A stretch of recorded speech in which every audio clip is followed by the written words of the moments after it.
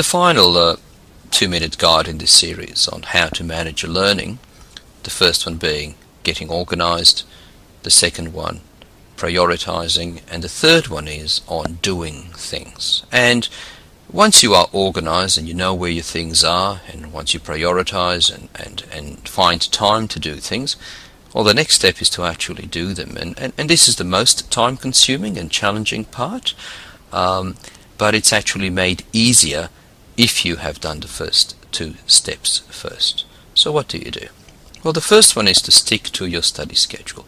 It is important to have one, to have a study schedule, a weekly study schedule.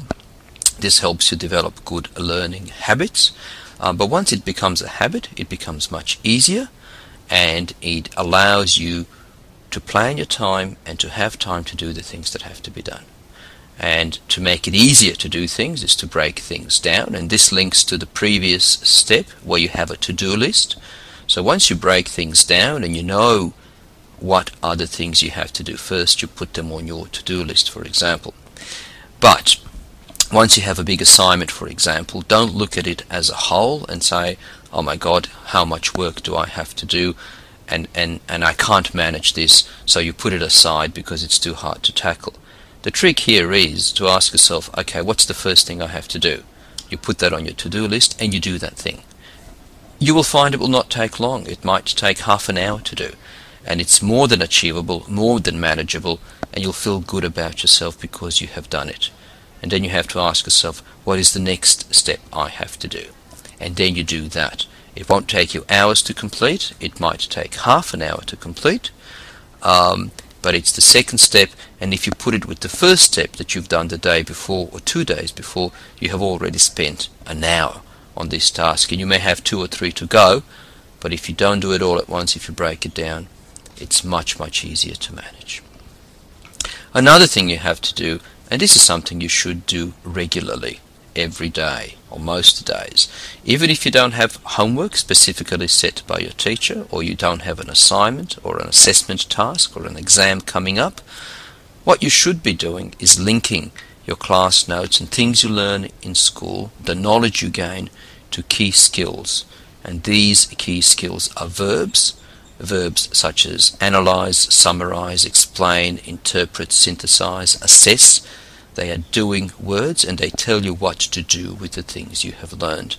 Now, there is a separate guide on these skills and demonstrations on how to do this, and I recommend you look that up. But it's important to learn these skills and become confident in applying these skills, because you'll find that most exam questions, for example, use these verbs. So they might say, explain how, or assess the way something. And they're usually worth a lot of marks in exams. So it's important to practice this at home. Next one is, well, give yourself enough time to do the work you have to do. And this also allows you to ask for feedback. So, for example, if you have a science research assignment to do, well, the first step is to collect all the material you need.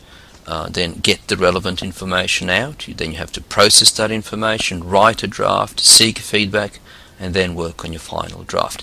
It's 6 steps, and they should be completed over a period of time. If you try and do this the night before it's due, and I've been there and I've tried that, it doesn't work. You can't do it justice. You can do it, but it won't be a good job.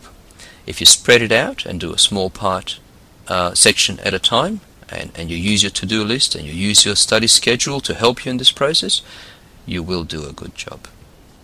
And finally, feedback is very important from your teachers. Ask your teacher. Don't be afraid. Don't ask your teacher the day before the task is due, oh, how do I do this? They'll just give you a dirty look, most likely, because you should be asking those questions when the task is issued or the next day after it is issued if something is not clear. If you ask your teacher to explain things the day before things are due, they will know you have not planned your time, they will know you have not made the effort, and then you're asking them to make an effort for you when you couldn't be bothered doing it. So if you give yourself enough time to start, you will then work out where the problems are, then you go back to your teacher, show them a draft or ask them a question. They will be more than happy to help, and they'll have the time to help, and they will know you will give yourself the time to act on the feedback that they give you. So it's not a waste of anyone's time. It's a good thing to do. So stick to your study schedule, break things down, practice those key skills long term. It does pay off. Give yourself enough time to complete tasks, and of course, if you need help, ask for that help. Ask for feedback. And if you do these things, if you're organized, if you can prioritize, and if you follow these steps and practice doing things and they become a habit, that's how you become a successful student.